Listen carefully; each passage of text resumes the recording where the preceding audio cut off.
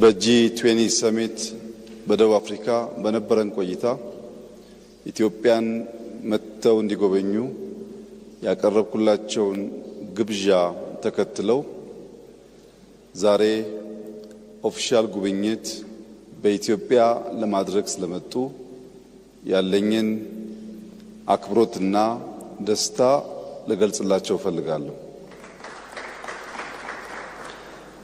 ክቡር ፕሬዝዳንት እንዲሁም ከሳቸው ጋር የመጡ የዴሌጌሽን አባላት ወደዚች ጥንታዊት የሰው ልጅ መገኛ የኮፊ አረቢካ መገኛ በአፍሪካ ብቸኛው በቅኝ ግዛት ያልተገዛች ሀገር ከፍተኛ ክብር እና ኩራት ያላት የማደግ ተስፋ ያላት ከሁሉ በላይ ደግሞ የአፍሪካ የፖለቲካል ካፒታል ወደ ሆነችው አዲስ አበባ እንኳን በሰላም መጣችሁ። ቆይታችሁ ያማረ የሰመረ እንደሚሆን ተስፋዬ የላቀ ነው።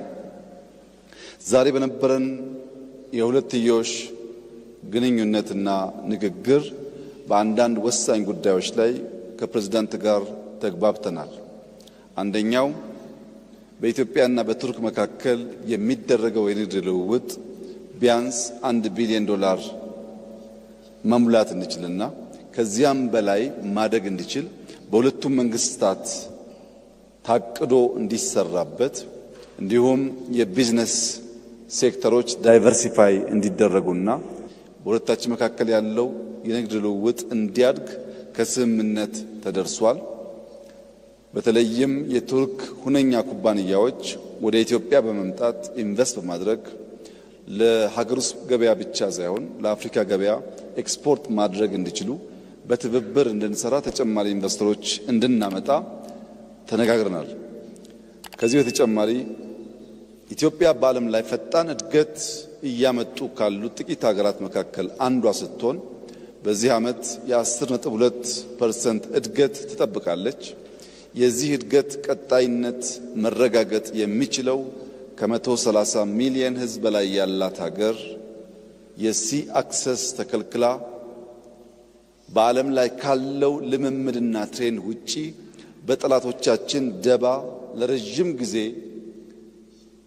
የጂኦግራፊ እስረኛ ሆና እንድትቆይ መደረጉ ትክክል አለመሆኑንና እንደ ቱርኪያ ያሉ የኢትዮጵያ ወዳጆች በዲፕሎማቲክ መስኩ ጫና በመፍጠር በሰላማዊ መንገድ ኢትዮጵያ የሲ አክሰስ ማግኘት የምትችልበት ሁኔታ እንዲያግዙ በስፋት ተወያይተናል። ሎጂስቲክስ አንዱ ትልቁ ቦትልኔክ ነው ለኛ እድገት። ከዚያ ደግሞ የሲ አክሰስ ቁልፉን ነገር የሚይዝ ሲሆን ፕሬዝዳንት ኤርዶጋን ከዚህ አንጻር የበኩላቸው ሚና እንዲጫወቱ ጠንከር ያለ ውይይት አድርገናል። ለዚህ ምስጋና እናቀርባለን። ከዚህ ውጪ በጸረ ሽብር ትግሉ በጋራ ለመስራት የተስማማን ሲሆን በዚህ ዓመት ቱርኪዬ የኮፕ ዝግጅት ታዘጋጃለች። በሚቀጥለው ዓመት ኢትዮጵያ ከቱርኪዬ ትረከባለች። በዚህ 2 ዓመታት በሚደረገው የኮፕ ዝግጅት ውስጥ የልምድ ልውውጥ እና መደጋገፍ እንዲኖር ተስማምተናል። ኢትዮጵያ የአፍሪካ የፖለቲካል ካፒታል በመሆኗ አፍሪካ ከፍተኛ እድገት እያሳየች ያለችበት ዘመን ስለሆነ በሚቀጥሉት 20-30 ዓመታት አፍሪካ የሚገባትን ቦታ እንደምትይዝ ታምኖ እየተሰራ ስለሆነ ቱርኪዬ ከአውሮፓ አንጻር እና በኤዥያ መካከል ባላት ጉልህ የጂኦግራፊና የኢኮኖሚ ሚና የአፍሪካ እድገት ውስጥ የበኩሏን ሚና እንድትጫወት ብዙ ውይይት አድርገናል፣ ተግባብተናል። በመጨረሻም በኢትዮጵያና በቱርክ መካከል ከጥንት ጀምሮ የነበረው ዝምድና ወዳጅነት አሁንም በመከባበር በመደጋገፍ አብሮ በመስራት ወዳጅነት ለማጠናከር በእኔና በፕሬዝዳንት ኤርዶጋን መካከል ከስምምነት ተደርሷል። ከሞላ ጎደል በሁለትዮሽና በመልቲላተራል ጉዳይ የነበረን ውይይት እጅግ ውጤታማና ፍሬያማ ነበር። ፕሬዝዳንት ጣይብ ኤርዶጋን ይህንን ሪጅን በደንብ የሚገነዘቡ በዚህ ሪጅን ውስጥ ኢትዮጵያ አንከር ሀገር መሆኗንና ሚናዋ መወጣት እንዳለባት የሚያምኑ በመሆናቸው ንግግራችን እጅግ የተዋጣ ነበር ማለት ይቻላል። ለነበረን ቆይታ ላሎት ኮሚትመንት ኢትዮጵያ እንዲሁም እኔም ከፍተኛ ምስጋና ላቀርብ ፈልጋለሁ። እንኳን በሰላም መጡ። ቆይታው ያማረ የሰመረ እንዲሆን እመኛለሁ። አመሰግናለሁ።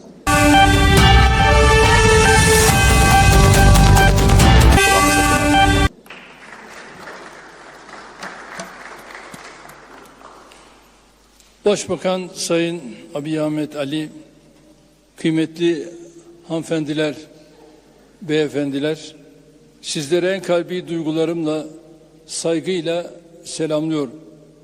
11 yıl aradan sonra Addis Ababa'yı ziyaret etmekten büyük bir memnuniyet duyduğumu özellikle belirterek konuşmama başlamak istiyorum. Değerli kardeşim Başbakan Abiy ve Etiyopya makamlarına, şahsıma ve heyetime göstermiş oldukları sıcak misafirperverlikten dolayı bir kez de sizlerin huzurunda teşekkür ediyorum. Etiyopya bizim için kardeş ülke. 100. yılına denk gelmesi de bizler için ayrı bir gurur kaynağıdır. Biraz önce yaptığımız görüşmelerde Sayın Başbakan ve heyetiyle ticari yatırımlar, enerji, madencilik, tarım, iletişim ve eğitim alanlarındaki ilişkilerimizi etraflıca görüştük. Diğer birçok alandaki potansiyel işbirliklerini nasıl değerlendirmemiz, 1 milyar dolar ticaret hacmi hedefimize nasıl ulaşırız, bunları da ele alacağız.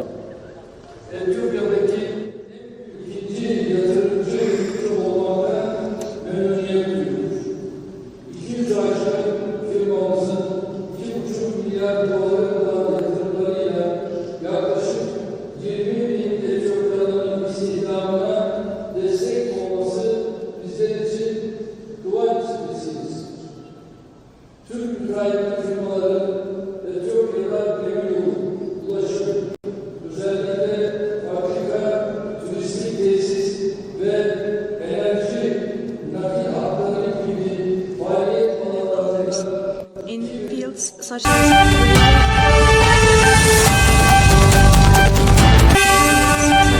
railway and transport infrastructure, factories, tourism facilities, and power transmission lines. Inshallah, God willing, this will even increase further. We attach great importance to further developing our centuries-spanning relations with the friendly people of Ethiopia. As you already know, Ethiopia it also holds invaluable significance in terms of Islamic culture. The Nejashi tomb and mosque in the village of Nejash, known as the first Muslim settlement in Africa, they both are quite important in terms of our cultural ties.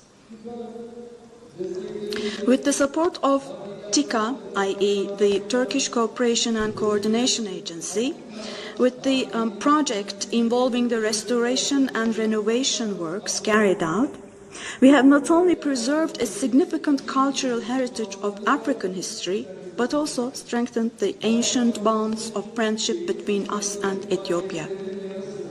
In addition to the educational activities of our Maarif Foundation, we'll continue to build further cultural bridges between us through our TİKA office. We're always by the side of the wonderful people of this sincere region based on equal partnership and mutual understanding. Distinguished members of the press, I congratulate Prime Minister Abiy on the political, social, and economic transformation of Ethiopia since he took office. With the eyes of the whole world turned to the Horn of Africa, Ethiopia's long-established state structure and exemplary governance are becoming more and more important. I would like to particularly underline our position of attaching importance to the sovereignty and territorial integrity of states in the region in which Ethiopia is also located. Turkey would never want to see new conflicts and new pain added to those already suffered in this region. We believe that this region's problems should be solved by the countries of the region itself, and that the Horn of Africa should not be turned into a battleground for foreign powers.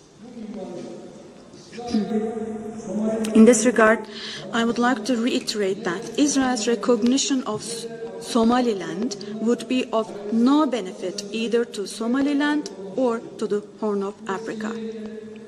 And on this occasion, I would like to thank both sides again for their attitudes in the Ankara process, which we recently mediated between Ethiopia and Somalia. With the return of stability, we see no obstacle to the Horn of Africa becoming a location that attracts attention with its economic opportunities. I'm sure that we'll obtain positive results from today's visit, and I hope this visit will also contribute to the peace and stability of the region. As you know, in November, Turkey will be hosting the COP Conference of Parties to the UN Framework Convention on Climate Change. We'll also demonstrate our close cooperation in the context of the COP conference, which Ethiopia will host next year. So, as I conclude my remarks, I once again thank the Prime Minister and the people of Ethiopia for the warm hospitality extended to myself and to my delegation. And finally, I wholeheartedly congratulate the Muslim community of Ethiopia on the holy month of Ramadan. And I greet you all with warm feelings and with high regards. Very much. Thank you.